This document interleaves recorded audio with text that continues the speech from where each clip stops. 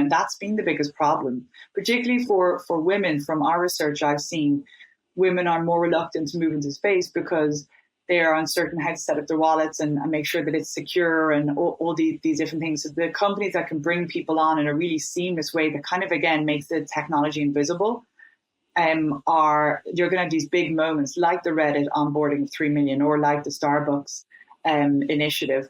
You're going to have those types of moments that they're going to bring people in. Ciara, so welcome. This is the first time I've been asked to do one of these. And as my first guest, I couldn't think of anyone better than you. And the reason is in full disclosure, we've known each other for nearly a decade. I have tremendous respect for you. And I feel like you never go out there and beat your chest and say, look at me, look at how great the things that I'm doing. But you're doing all these amazing things behind the scenes. And so I wanted to make sure that we could use this moment to sort of shine a light on someone who I think is doing a tremendous amount of work behind the scenes. And so without further ado, do you mind introducing yourself to the audience? Who are you? Sure. What do you do? And a little bit about your background. That's a very existential question. Who am I? So my name is Ciara Byrne, and I'm the Vice President of New Business Innovation at Condé Nast. So Condé Nast is the company that runs Vogue, GQ, Wired, Vanity Fair, Ars Technica, Pitchfork, just to name a few. And I've been in this role for coming up 8 years now. So I'm a little biased, as you can see behind me. I spent the first 12 years of my career at Condé Nast. I interned there twice. Since you've been at Condé Nast, what roles have you held and what roles do you currently have? Just to give people little ideas to sort of what you've done and where you come from. Yeah, sure. So I joined Condé Nast from Google, actually. So I worked in Google for 5 years. I'd worked in the main kind of section of the business on AdWords and YouTube. And then I moved to this tiny team. It was an acquisition and it was maybe like 6 people. And it was this amazing experience of seeing when Google, the inflection points that Google needs to see in order to really invest and grow a business and the levers that it pulls. So when, it was a very new type of advertising called programmatic advertising. And, you went from this team that it was very, it was easy to sell. There wasn't any real competitors to an AdWords, but with this, there was a lot of competitors. So it was a very different skill set needed. And we built the product as we were selling it. And then it became DoubleClick, a part of DoubleClick, this huge team. So I got to see all those moments, and it was completely fascinating. And then I left there, and I really wanted to move into more creative industries. I have a background, I was a pianist up until the age of 25, which I stopped. But I have a huge respect for the creative process and then the love and the heartbreak that goes into it. So I really wanted to get into a more creative industry, and I joined Condé Nast. Naturally, I wasn't, high up on the list for Vogue to hire at that point, coming from like programmatic tech ad sales.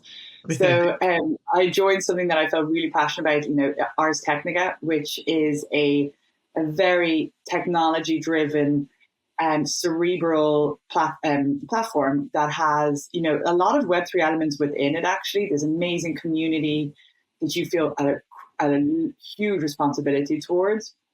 Under this wonderful team of some of the smartest people I've worked with, and ranging from, from reporting on Bitcoin to science and economics and mechanics and engineering. It was completely fascinating. So I was sales director there for 2 years, and then I moved across to the newly formed Condé Nast International, was where we were trying to merge all of our different teams around the world. We realized that every team had a data team or these kind of replica teams, whereas we wanted to create something that was centralized to allow us to share best practices and not be duplicating the work across all these different teams.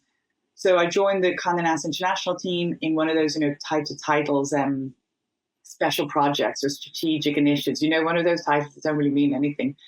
And I ran a lot of different projects and hired teams and ran, a HR team, and then I ran an editorial team.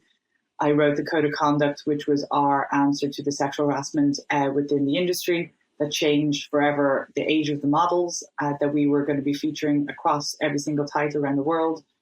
And then And then I was asked to set up an incubator. So I set up the new business innovation, essentially trying to find new businesses away from advertising using design thinking.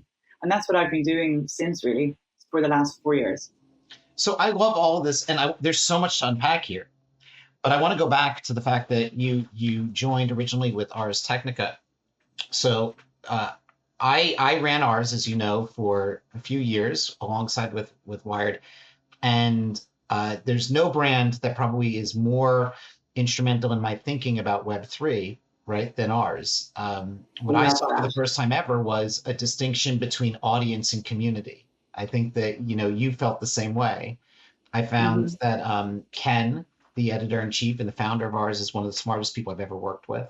And a lot of the practices that we put in for timepieces was actually born from the strategies that Ars took, which was hiring from within the community, right? And I guess, like one of the things that you skipped, and I was surprised you skipped, and I love it. I love this type of conversation because while you and I have known each other for so long, like I didn't realize you did certain things that you just outlined there, but you also launched Vogue Business, no? I did, yes. And you've been very instrumental in the Web3 expansion, no? Yeah. So we launched Vogue Business 4 years ago, which was, a challenging model for Condé Nast. But, one of the 3 pillars that we wanted to launch was this intersection between fashion and technology. And that kept leaning towards, digital fashion and wearables and metaverse type experiences. And this is all before the word metaverse was around or Web3 was around. We were just writing about it. And then it subsequently became, this place that was really supportive in identifying these new creators and telling their stories. So the team there have really been leading the charge on reporting and really insightful reporting about fashion and Web3. So okay, but here's the thing, because I said this to you privately, and I actually don't mind saying this publicly, right? When I heard that Vogue Business was being launched, like my first reaction was like, come on, right? And like, look, I'm a true Winston Churchill believer of I've never gotten indigestion from eating my own words, right? But I walked away from an event that you did the other night, like a few weeks ago with, G Money and Vogue Business. And I said to a bunch of people, for the first time in many, many years, I left Condé in 2014. I was truly floored at how progressive and innovative, Vogue Business was and where it was going. And, like a lot of great content has come out of it. Can you take us through? I mean, if you came to me and you're like, I have this idea for Vogue Business, I'd be like, come on, can you give me back 10 other ideas? Like, it couldn't have been that easy to greenlight this. Like, how did this come about? No, it wasn't really. Well, we kept finding these opportunities around B2B events and like advisory, and nothing was, properly productized. So, I started first identifying the types of people that we wanted to serve. So students, we had so many different types of products wrapped into Vogue Business that we ended up removing. So students and professionals and creatives, and really understanding what their needs were and creating content based off that and testing in under this. So we created this false brand called Perspective, because obviously everybody was nervous about Vogue Business coming out. So we created this false brand, just ran it, and no one knew necessarily that it was Vogue doing it or Condé Nast. And the best defense obviously is success. And if you don't have success, then you have data. So gathering the stories through the data and understanding, people were loving the long reads, they were loving the insights and the data driven aspects of this. Graphs and more.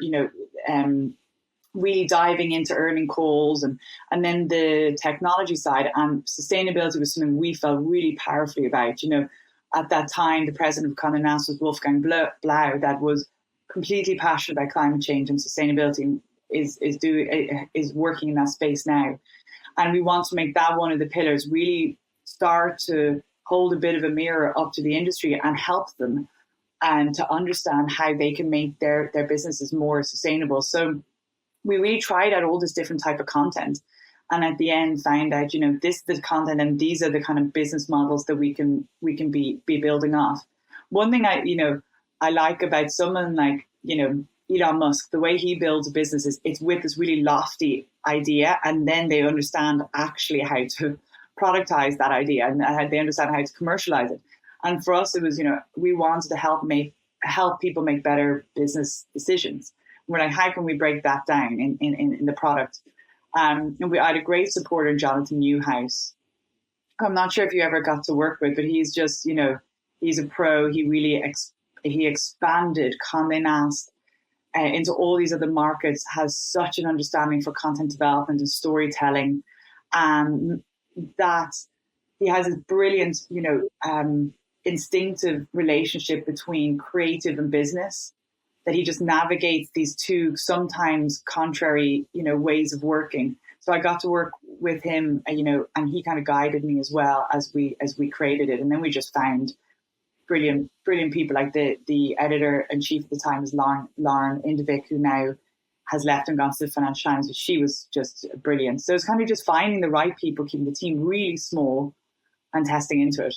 And so you sort of like saw response rates to positive sort of Web3 content, which has sort of led it to the coverage it does today. Is that sort of how it went? Was you just exactly wrote an article and it was like, wow, like look at how good it is. Let's write 2 articles. Let's write 3. Like because it's really good Web3 content, and it's actually shockingly good at Web3 content. And so like, how did it sort of inch its way into that world? Well, Lauren felt strongly that she had found the right person in Megan McDowell, and I couldn't agree with her more. So she was the one that was really pushing this, Megan's way of looking at the world. And the Web3 content really just came from Megan and her curiosity and her ability to create a narrative around Web3 and make it meaningful to the fashion industry. And it just kept gaining more and more strength. And I think it was really last year that it just took off completely. But it's credit to Megan, who's really driven, and she's now hired somebody on her team called Maddie, who's been running space, but as the rest of the team are learning about the areas as well, so that they can report on it.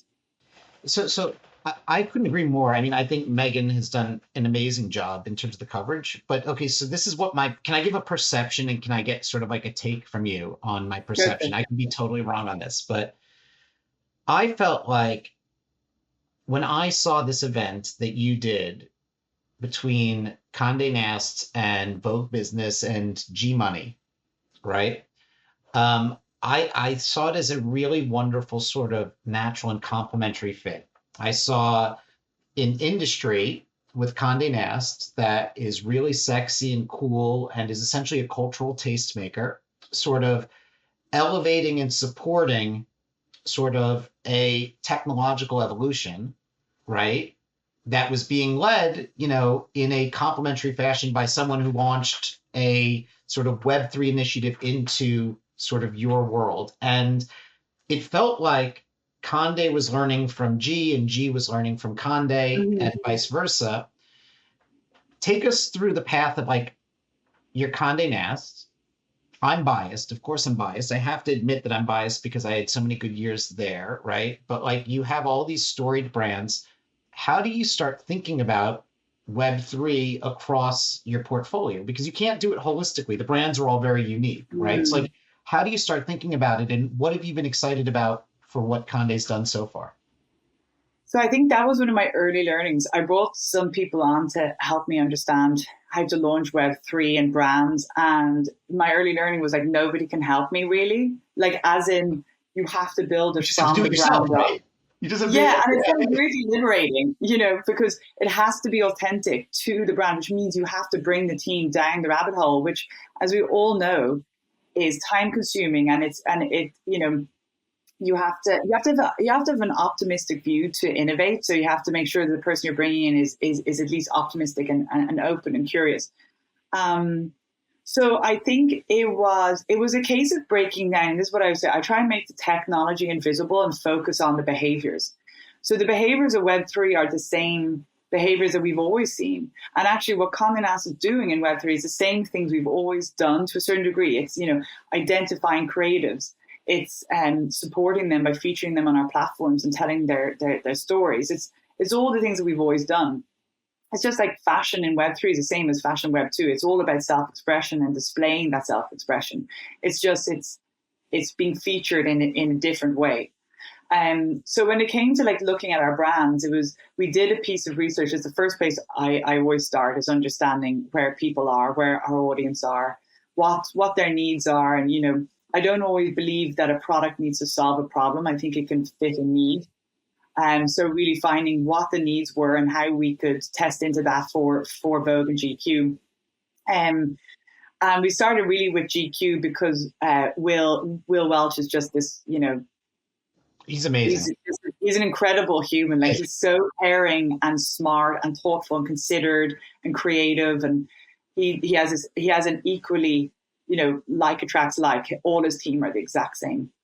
They're just wonderful. So we started with the community side with them, and that was a really fun process to really start testing into what does a community that's very, you know, that has this dialogue, what does that look like for GQ? And I loved that experiment, and it's running. It's the community is wonderful. It's fun, and, you know, focused on style and fashion. We're going to be bringing more Web3 folks into it with some of the activity we're going to be doing in Q1. And then for Vogue, it was really working with the creatives in the space, featuring them, you know, immersive storytelling, trying to deconstruct storytelling that Vogue always does in like a meta ocean, which is an execution that we launched using Unreal Engine, featuring 24 artists from around the world. And it was really beautiful. Like, visually, the aesthetics are super high quality, and just identifying creatives that might never get the opportunity to shine in that particular way. Well, what else? Tell me. I mean, I think it's fun because I don't think people realize to the extent, right? Like Vogue and GQ, many people outside of Condé Nast don't realize that it's owned by the same company, right? And it's two totally different strategies. What's a brand that you would love to see come into Web3? I won't hold you to this. At Condé Nast. At Condé Nast. Well, obviously Wired. Okay. And how would you see it come in? Well, no, that's another question. Well, I'm going to continue. And also Pitchfork, because Pitchfork has that kind of thing that Ars Technica has, which is this real engaged audience that the team feel a great level of responsibility for, because there's a shared ownership in the brand, you know. So Pitchfork, I think, as well. I think Glamour could do amazing things at supporting the narrative of women, like representation in Web3, which I feel very, very passionate about. So basically all of them. Wait. Can I give you my pitch? I'm going to give you a pitch right now. I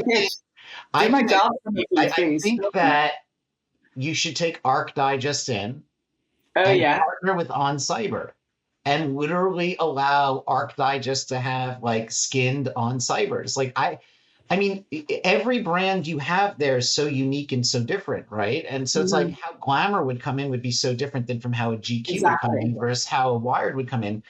It's complex, right? It will take a lot of time, but I mean, I look at something like Arc Digest and I'm like, wow, you know, everyone has collected in the collectible space, right? Everyone has collected all this art, all these great sort of imagery, and it's like, wouldn't they want to have like an Arc Digest approved environment for, you know, like their collections? So this is my pitch to you. Okay, I'm going to run with that now. I'll go on to Amy and be like, right, I've got a plan. Listen, I think the metaverse is a trickier place. Like, in one way, it's exactly where we need to be, because it's about the next generation of storytelling and the next generation of interaction with the person you're trying to tell the story to. I don't want to say reader or audience or community or whatever it might be, but the economic model is so uncertain. And obviously we've got, you know, Reality Labs spending $4 billion a quarter, pushing forward, you know, VR and this metaverse experience. But I think that the economic model is so uncertain for the space that I feel actually we have the greatest right to play in. And so that's another element of how we can navigate around that or towards it. Let me ask you this: like, what I know that you are a full-on Web3 convert because we've talked about it. Like, what is it that you love about Web3? Like, what is it that, I mean, you know, I don't have to be spending all my time in it, right? But I do because I Yeah. just love it every day. And I find it endlessly fascinating. It's constantly moving. It moves at a pace that keeps me excited. But like, what is it that has like captured your attention? And how did you even get into it? Like for you personally, like what was your journey into Web3? So I was actually on maternity leave, and my husband got really into NFTs. And I remember the first time he told me, we had a newborn baby, and he was telling me about NFTs, and I was like, I just can't deal with this And what conversation. was But he he was, telling you? What did he oh, buy? just every night, like, oh, he bought like all the early stuff, all the, the crypto punks, and he was showing me this thing that he just bought for like, it was, and yeah, a mad amount at that point, obviously nothing like it is now. And I was just like, oh my gosh, here's me trying to like keep the child alive, and my husband's off buying JPEGs. So, but then, but he I'm kept on kind of asking. really. I hope that is the headline of this talk, which is I'm just trying to keep my child alive as my husband's buying JPEGs. Conversation between Ciara Byrne and Keith Grossman. That is Yeah, the best line. it's true. It's all true. Like it actually, like when I think like the very first moment was the GameStop moment that I realized that something was changing. Remember that there's the whole movement around GameStop about Yeah. community having this economic power. And obviously we know where that went, but it was a really interesting lesson, I think, for a lot of future NFT holders. So my husband got me into it. And he has this incredible nose for just what's authentic in the NFT space. And then I started really getting into it and really understanding it. And yeah, like yourself, kind of got hooked. And I think, years ago, I remember trying VR when I worked in Ars Technica, and just the magic of it. I couldn't get over how wonderful it was and how beautiful it was. So I kind of had this, but obviously NFTs at that time and metaverse were completely different to me. So I started getting involved and getting into communities, and some of the initial ones like the World of Women's and Boss Beauties, particularly on the women's side, and then like MFers. I always loved that community, and Moonbirds, and then when I came back to Condé Nast, it was really then the way to I needed to break it down to a cultural perspective of why people should care about it beyond the technology of a token. I think that's when I even really got more into it. The culture of like anti-establishment nature of it, the culture of democratization and the fairness of it, the putting the creator back into the heart of this economy, I thought was just so powerful. And when when you start listening to more podcasts and people talking about it, you just realize that there's Web 2 and Web 1 had such intrinsic misses that we don't even realize that right now. The fact that there was no economy built in, or that the platforms earn so much and the creators who participate who add value, who are the value, don't get rewarded. I felt like Web3 is changing a lot of wrongs, and I love that optimism about it. I love the culture that's driving this technological movement. And I always say, don't judge a technology by its first generation. So it's like we just have to have that optimism and know that there's so many smart people working on really big problems. Like you don't have to buy into the whole thing. I think you can still remain skeptical about certain areas of it, and you need to. But I think the culture is what attracted me so much. Listen, I agree with you. I mean, my view is I'd rather have people be skeptical than indifferent, right? Mm, Because at least skeptical people want to engage and talk, and people mm, can change their opinions. Indifference is the worst, right? yeah. When I was at Wired, people used to say either I love Wired or I didn't realize it's still in business, right? But Mm, like, right? And it's like, or they'd hold really strong opinions against certain things. And it's like, I loved that. The worst is the people who are just like, I don't really care, right? Like, yeah. I don't want to talk. And, I agree. I think that there's areas of the space that still need way maturing, right? Yeah. But we're in Yeah. generation one, right? I would say we're in the Prodigy CompuServe era of Web3, right? Tech is still dominating. We shouldn't be talking about terms like NFTs and blockchains, right? We have to be talking about experiences, and it has to be really easy. How do you see certain elements of Web3 evolving over the coming years? Like, paint for everyone sort of your vision. Where do you see it going? The term metaverse, whatever that even means, really. But, I think that's fairly unstoppable. Like I was looking just for another talk I was giving. On average, it's like 6 hours and 56 minutes or 58 minutes spent a day online. And people are just going to want more immersive experiences as part of their online lives. I don't see that disconnecting. So I think, where I see AR, I love AR. I always think it's just so fun. Like, I don't know, a little plug for the ABBA voyage or the ABBA experience that's in London right now. It's incredible. You literally feel like you're seeing them. You would know that my husband is Swedish that I'm saying that. But I think, I look at the metaverse and think that that's going to happen now. What time that is going to, the length of time is going to take the devices to get there, and also the use cases. Like, there just aren't enough use cases for the metaverse right now, I think. But like, I was talking to somebody yesterday who's in the area of sustainability and fashion, and they were saying that companies that use VR as part of their trying on pre-purchase have a lower return rate. So on average, a return rate could be up to 20%. So they have a lower return rate, which decreases, cost of sending out products, or even in fast fashion. I haven't got this verified now, but that, with fast fashion, it can be more costly to put that item back into the system. So then it can just go sometimes to waste. So something like that, I get really excited about, and like that can actually solve a real need within the industry that I'm within, or training, for example, like, in the medical industry. I think you're seeing more use cases. So I just don't see that not developing. It's just a case of the timing. And then I think more on kind of the ideas of ownership. You see what Instagram did. It's just becoming more ubiquitous. I think Reddit, Instagram have done a lovely job of onboarding people. And that's been the biggest problem, particularly for women. From our research, I've seen women are more reluctant to move into space because they are uncertain how to set up their wallets and make sure that it's secure, and all these different things. So the companies that can bring people on in a really seamless way that kind of, again, makes the technology invisible, you're going to have these big moments like the Reddit onboarding of 3 million, or like the Starbucks initiative. You're going to have those types of moments that are going to bring people in. But I think it's all about, the use cases and the displaying of your digital items, like where, maybe this comes back to Architectural Digest, but once you buy your digital fashion, so much of fashion is about display. So where do you put that?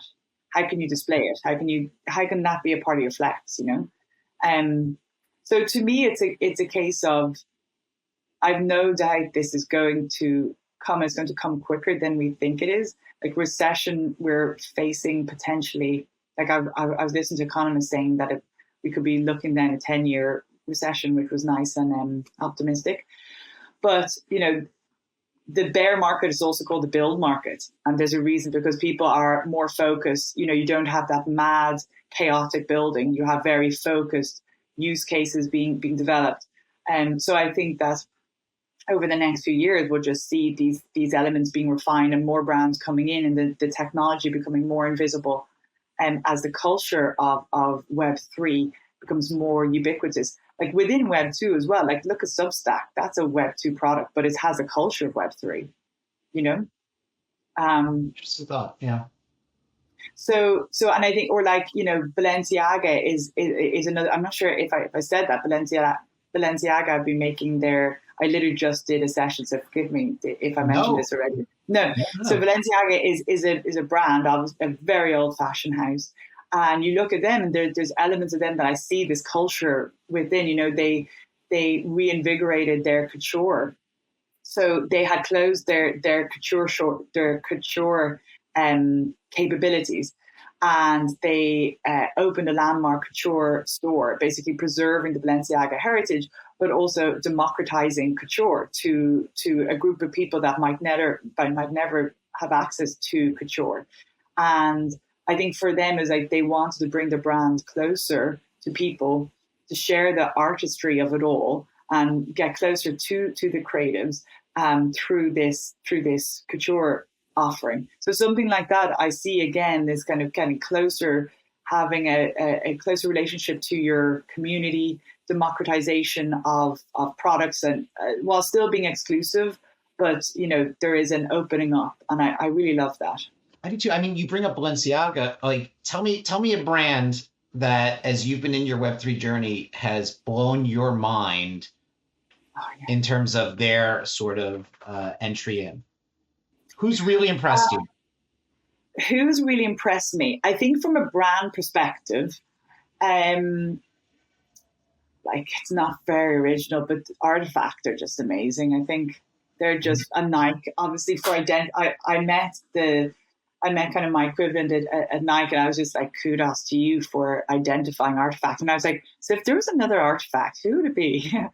They're such an amazing team, and they're I often say this to you, I feel like their heart is in the right place, and they've just done such incredible things. I think Nike has brought Web3 into their world and their world into Web3, which is not always the strategy that you get. Usually it's just one way, and they've done that through like really intelligent twinning, being really creative, bringing the community in, and really allowing, I think, Artifact to lead the way, and with that is a release of control, I guess, but trusting this team to interpret what your brand is to this different kind of culture. I think they're just a fantastic team. So did you identify another Artifact? No, he was like, that's a great question, I'll come back to you. He never did. I'll trace him up. Okay, so how about this? Who's a brand that you look at, the way that I looked at you and I was like, Arc Digest, you got to do this, right? What's a brand that you look at that you're like, God, this would be a perfect entry into Web3 for this reason, and this is what I would do? And non-Condé related. Non-Condé related. Well, I do this all the time. I think about these brands and I'm like, oh, yeah, this would be a dream. I think any brand that has a product, like they have, like glasses or a bag or something like that. I think there's so much opportunity to bring people into the space through the physical products. I think that's like in general. I'm really excited about, the World of Women project. I think what they could do with bringing women into the space and collaborating with people, I think there's a huge opportunity there. And, you look at the amount of brands that have been created recently, the biggest beauty brands, some of the biggest fashion brands recently have been based off value-based, brands with a real clear face of the brand. And I think the World of Women have a great opportunity there. But there's nothing, I guess I'm just too busy thinking about how to bring Condé Nast in. I mean, it's not a small company. And for most people outside of it, they think Condé Nast Traveler. They don't think New Yorker, Wired, Ars Technica, Pitchfork, all that stuff. Okay, where do you get your inspiration? Like, what do you read?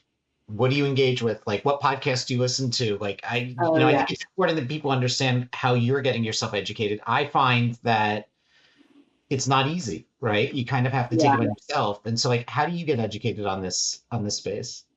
So a little plug, but absolutely true. I read Vogue Business, numero uno. I listen to Bankless and All In podcasts, and All In sometimes has like things that are really related. Like, for example, I was listening to All In about the growth of the different platforms and Snap in particular, and just thinking about the growth of the platforms like Twitter and Snap and TikTok and how that's going to relate. Or they'll talk about Apple and the fees that Apple will be taking. And I just keep thinking about how that's going to relate to Web3. So, and Bankless, I think, is great. It's just, they have those deep dive moments with leaders within the space, but then they have the roundups that are super helpful. I'll read NFT Now. I think High Snobiety has done some great content. They've done some really great reports. There was this luxury consumer report that I thought was just fantastic. I've recommended to loads of people. And then it's just like following a lot of people on Twitter, isn't it? Yeah, no. I mean, I'd say to people all the time, the best way to learn is usually in Twitter Spaces, right? Yeah, Twitter Space, and like the only way I'd say the same. The only way to learn, I think, is if you can buy your first NFT and join a community. Like, I learned my first NFT really was the MFer community. Well, it wasn't even their community because it wasn't actually created by that team. It was created by the followers of them. Oh, stop it. I love it. I don't know why. I just really connected with that community. So I was always in there. Like, I'm not really very an active social media person in general. So I'm just like reading and watching, and I'm the lurker in the background. But what connected for you with MFers? Because I can tell you what, like, I found it to be a really fun. I just find it to be a really fun community. Yeah. But, like, for you, Yeah, like, me what was too. it?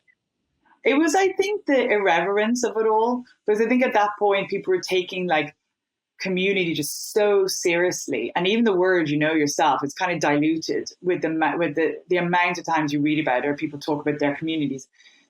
And I think they just came out of it like obviously it was just this kind of, the fact was, play on Satoshi, and then you had, he didn't, that the Satoshi character, Saratoshi, didn't want to go into the community to validate it at all, but like he just wanted it to grow, or she wanted to grow, or they all on its own. And I love that as well. It wasn't this real like strategic, marketing plan of how to grow a community. It just felt very organic and fun and irreverent at a time where people were taking it very seriously. I felt the same way, because nobody knows who the individual was behind. Yeah. They were very lovely and active on Twitter until they decided that they wanted to exit out. And I had this fantasy of, I wanted to launch a collection of the Time 100 MFers of the past century, right? And just have that collection depicted as individuals, right? Over that. And I thought that it would be a really fun airdrop. But as we were having the exchange on Twitter, in DMs, they chose, that they were going to exit out of the community altogether and let this go. But, like Maya Drazen, who very well and has been my partner for nearly 20 years, finds it equally as irreverent and fun of a community, right? And I think that is what attracts all of us to it, right? Yeah. And it doesn't take itself too seriously, which I really enjoyed about it. Yeah, I think that's probably the one. And then Moonbirds as well, but it probably it's a bit more structured. And I guess it was just the MFers. It just had that unique quality. It just, it happened. So I have two last questions for you, and I'm going to go with this one first, only because my favorite moment of this entire conversation, which I'm going to repeat a million times over, was I was just trying to keep our baby alive, and my husband was buying JPEGs, which was, who owns more JPEGs today, you or your husband? He does. Okay. Yeah. By a lot? By a lot? By a lot. Yeah, I'd say he's got about a third more, maybe maybe half more, 50% more. He was on it earlier than me, and he kind of would go in and like go all in and buy like a bunch, and then he'd move on to the next project, and he's like held a lot of them as well. Okay, do you both have the same strategy? I think you kind of have to go what feels authentic to you, because then you don't really regret it if it slides. Do you know what I mean? So we would never give each other. We do run a kind of an investment portfolio together, but on the NFT side, we just do our own thing. And what's the your absolute favorite NFT that you own? Period. My Moonbird. It's really? So cute. Yeah, it's so cute. It's because it's this real like little cutie pie moonbird that's just up to tricks, and this like it's in this pink background. It's quite feminine, I guess, but it just looks like it's planning something, and I enjoy that. Amazing. Now my final question is this, which is, first, thank you so much for entertaining this invitation to come on and have this conversation. My pleasure. It's always a pleasure, Keith. I think the world of you, and I want everyone to see how brilliant you are. Oh, and what would be your advice to someone who says, I don't really understand what's going on in Web3. I can see that something is happening, but I just don't know where to start. How would you guide them? I think, I've gotten this a bit. One of, I think, the best podcasts there's two actually. I think it's a Bankless one with Mark Andreessen and Chris Dixon, and it's really quite long, and it just goes into like the human nature of it all and the precedence that's been set in history that makes this all very understandable. So something like that, I think you see it as it's a bigger part of a picture, you know? So I think like that, or the Tim Ferriss one with Chris Dixon and Naval is excellent as well, as a kind of moment where you get to understand this is as a cultural movement. And I think like I've actually recommended the Bitcoin white paper because it actually shows the simplicity of the whole thing as well.